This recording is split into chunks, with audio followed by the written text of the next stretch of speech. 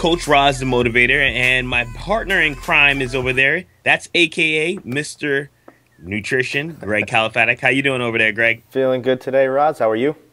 I'm outstanding. Well, we're going to do a series of different quick topics that we can just share with our audience. And the first one we really want to talk about is the balloon effect. It's something that a lot of our clients have asked us questions about, and we feel like we're explaining this every session.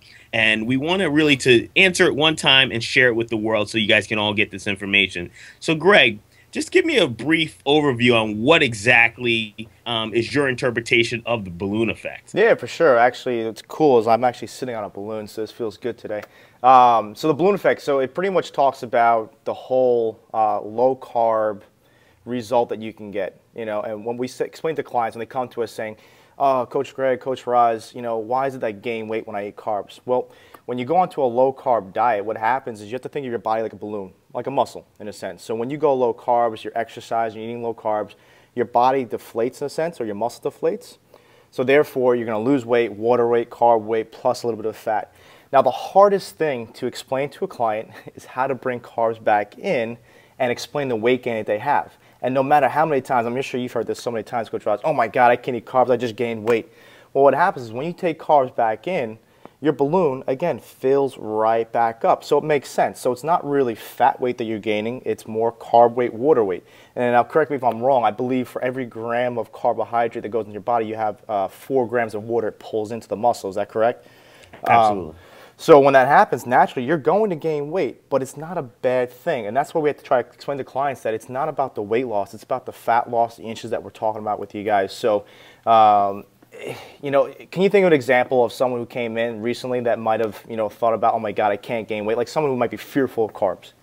Absolutely. I mean, I'm not going to use an actual name of a client, but we've had clients over with our amazing 6-week challenge. It's one of our staple programs, and we take people through a elimination process. And over 6 weeks, we're taking away carbs, we're taking away gluten, we're taking away some dairy, we're taking away alcohol. And when they start to, but we're allowing them to reintroduce these things. And a lot of clients really get shocked when they reintroduce carbohydrates for the first time, and they look on their scale for their weigh-in, and they may have either stayed the same or gained a pound, and they get all scared, and then they want to go and not eat carbs anymore, which is exactly what we don't want them to do. Yep. We want them not to be afraid of carbohydrates because they're actually the fuel source we want them to be using, but at the same time, we want them to understand that it's going to happen and not to fear it, and that's basically just explaining what happens in the balloon effect. And one of the things I always tell my clients is that pound, don't worry about it. The next 1 or 2 days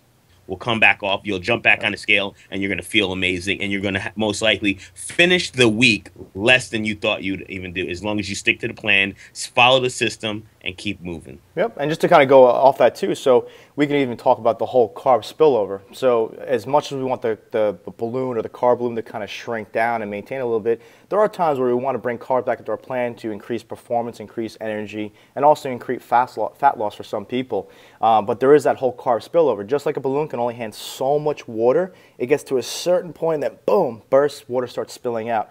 Same thing happens with our body. If we take in so many carbs, we're a very heavy carb-dominant society where it's cereal from the morning, yogurts, heavy fruits, sugar-laden drinks, heavy starches for dinner, and then late-night ice cream or so.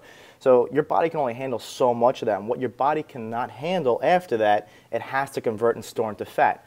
Just like alcohol, just like sugar, just like carbs, and everything like that.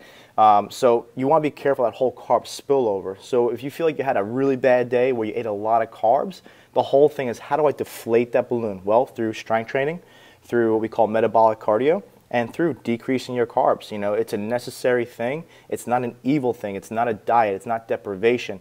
It's necessary to be very strategic about, what you want to do with your carbs day in, day out. And again, we can go into deeper that, another time, but that just kind of explains the whole carb spillover and the whole, balloon effect for that. So. Outstanding. Great analogy. Great ways to finish this quick audio. The whole point of this is we're going to hit them hard and fast. So if you guys have any questions, make sure just to click the link below or find some way to get in contact with AKA Mr. Nutrition and myself, Coach Rahz the Motivator. And we'll see you on another quick burst of MetaBurn audios. Take care.